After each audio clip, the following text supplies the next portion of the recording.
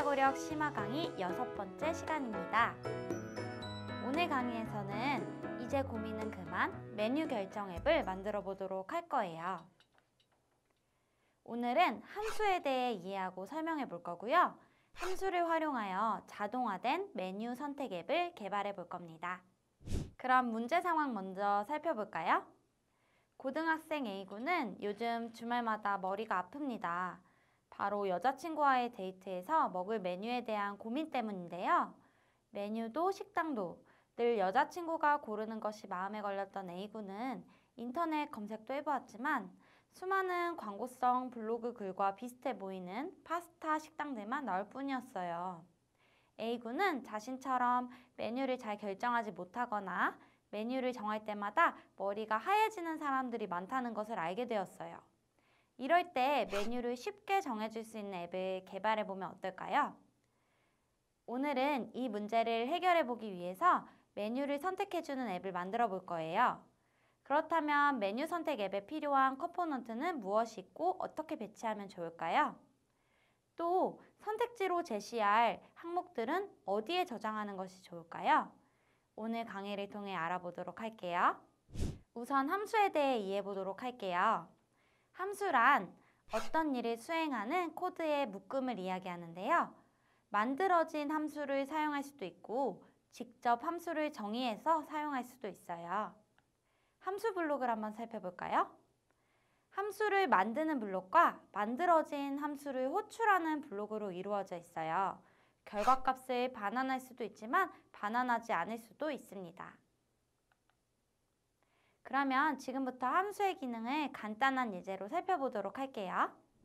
그러면 함수를 이용해서 화면 색깔을 바꾸는 예제를 한번 만들어 볼까요?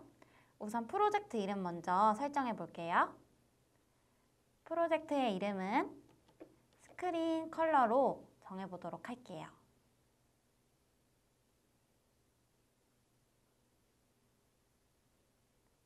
우선 버튼을 끌어와 보도록 하겠습니다. 버튼에 보이는 문구는 색깔 변경이라고 새롭게 써주도록 할게요. 그리고 스크린 1을 눌러 가운데 정렬을 해주는데 수평, 수직 둘 다 가운데가 될 수 있도록 해주세요. 그리고 이제 블록으로 바로 와볼게요. 함수에 가면은 함수 만들기가 있는데 거기서 이름을 색깔 변경이라는 함수가 될 수 있도록 직접 타이핑 해주고요. 그 이 안에는 스크린 1에 스크린 1 배경색 값을 한번 지정해 볼 거예요. 그 옆에는 색상 카테고리에 색상 만들기에 오는데 옆에 지금 있는 숫자를 바꿔줄 거예요. 뭘로 바꿔줄 거냐면 랜덤으로 나올 수 있게 임의의 정수를 가져올 거고 그리고 숫자는 각각 0부터 255까지 되도록 할게요. 그렇게 해서 이렇게 하면 색깔이 계속해서 누를 때마다 랜덤으로 바뀌게 돼요. 그래서 0부터 255라고 쓰고 이거를 3개를 복제한 다음 각각 붙여 넣어 줄게요. 네, 지금 한번 테스트를 해볼 건데요. 한번 색깔 변경을 눌러볼게요. 그런데 색깔 변경을 눌렀는데 바뀌지 않죠? 블록으로 다시 돌아가 보면 우리가 함수는 만들어줬지만 아직 호출을 안 해줬어요. 그래서 함수 호출하기를 할 건데 바로 그 버튼을 눌렀을 때 함수가 호출되어야겠죠. 그래서 함수가 호출되는 것까지 완성을 하고서 다시 테스트를 해보면 이제 색깔이 누를 때마다 바뀌는 게 보이죠? 이렇게 화면 색깔 바꾸는 앱을 완성해 보았습니다. 이제 메뉴 결정 앱을 만들어 볼까요? 프로젝트 이름은 메뉴픽이라고 정해서 메뉴 선정 앱이라는 거를 좀 제목에 표시해 볼게요.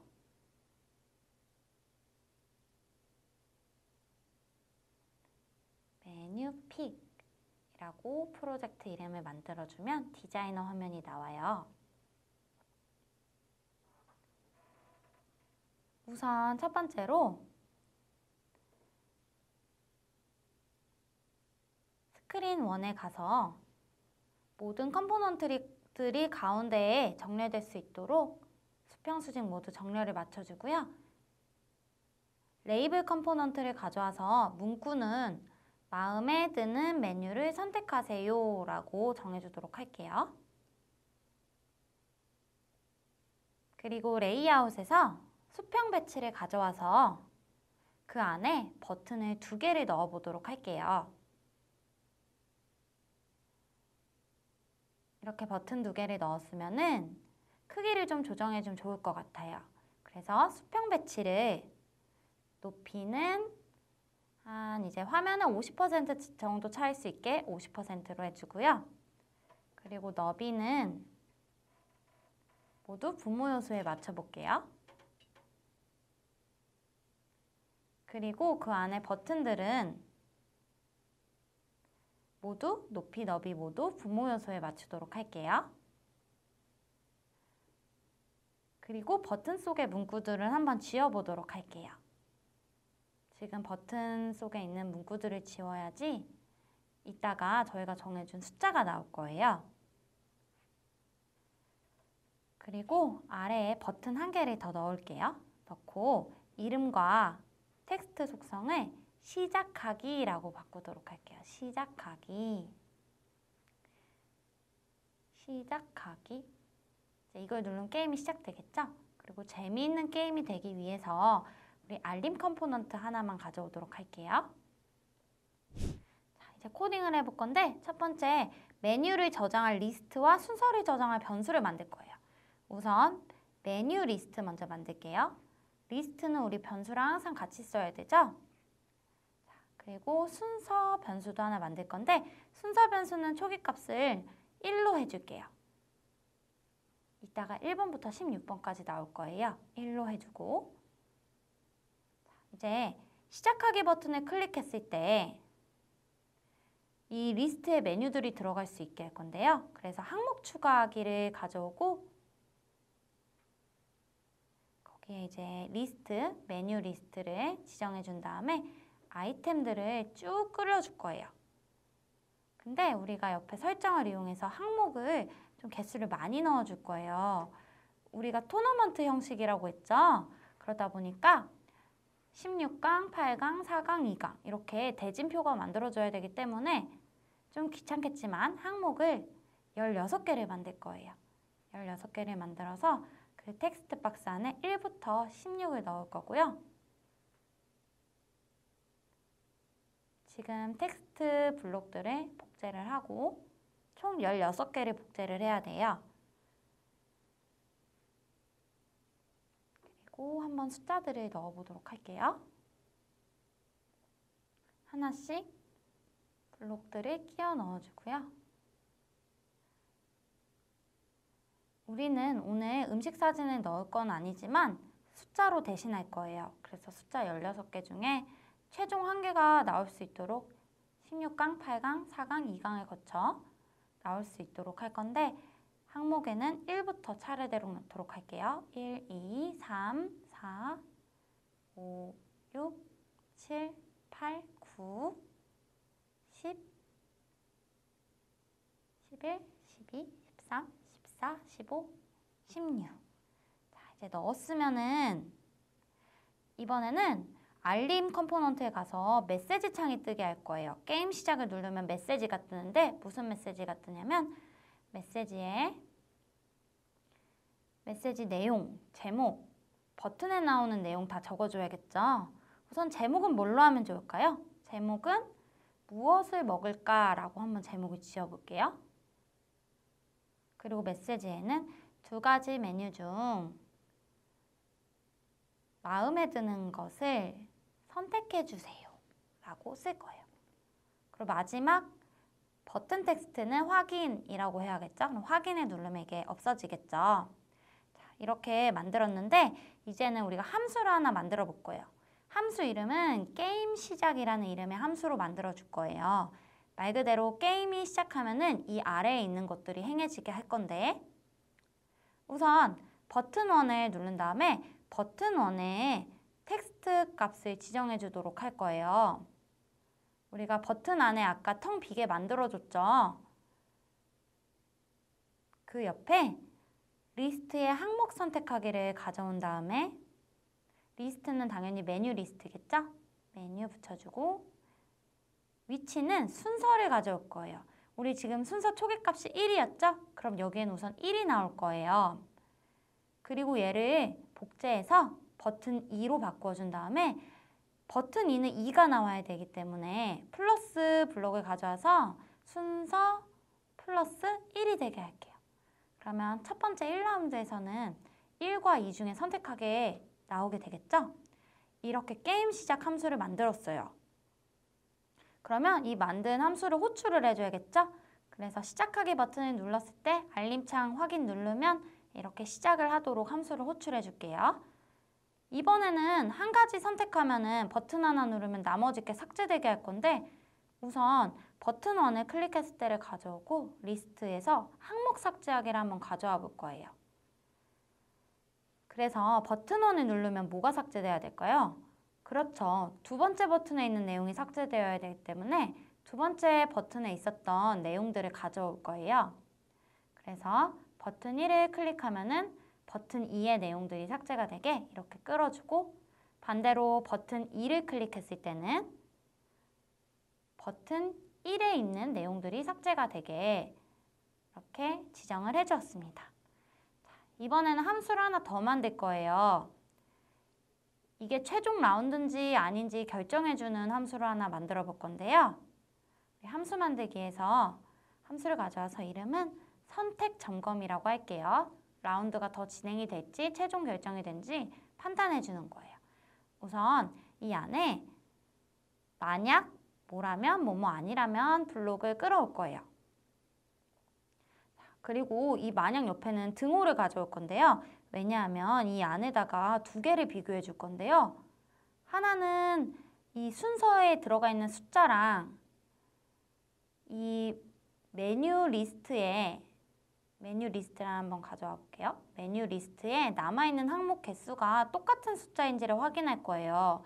우리가 지금 버튼 클릭할 때마다 항목이 계속해서 삭제되고 있죠. 그래서 삭제되는 그 항목의 개수들, 삭제되고 남은 항목의 개수들이랑 변수 순서랑 같은 숫자인지 확인을 해볼 거예요. 변수는 선택할 때마다 1, 2, 3, 4, 5로 하나씩 올라가고 메뉴 리스트는 한 개씩 선택할 때마다 16, 15, 14, 13, 12 이렇게 삭제되기 때문이에요. 자, 근데 만약에 같지 않다면은 게임을 다시 시작하게 만들어야겠죠. 같지 않다면은 우리 순서 변수에 더하기 1을 해주는 블록을 넣어줄 거예요. 그래서 우리 전역 변수 순서에 플러스 1을 해주고 다시 게임을 시작할 수 있게 해주려고 우리가 만들어줬었던 게임 호출을 한번 넣어줄게요. 그러면 다시 올라와서 순서랑 우리 리스트의 개수가 같아지는 순간들, 예를 들면 뭐 8강, 4강, 2강 때가 되겠죠. 그때 일어나야 할 조건을 또 두 가지로 나눠볼게요. 같았는데 근데 만약에 같기는 같았는데 1로 같았다면은 그거는 이제 마지막 최종 메뉴 하나가 남았다는 뜻이겠죠. 그래서 우리 만약 옆에 뭐라고 써줄 거냐면 리스트 길이 구하기, 메뉴 리스트의 길이 구하기 개수가 메뉴 리스트의 개수가 1개일 때 그때는 메시지 창을 뜨게 할 건데요. 어떤 메시지가 떠야 될까요? 최종 메뉴라는 메시지가 떠야겠죠. 그래서 위에 것을 복제해서 알림 메시지 창 보이게 해서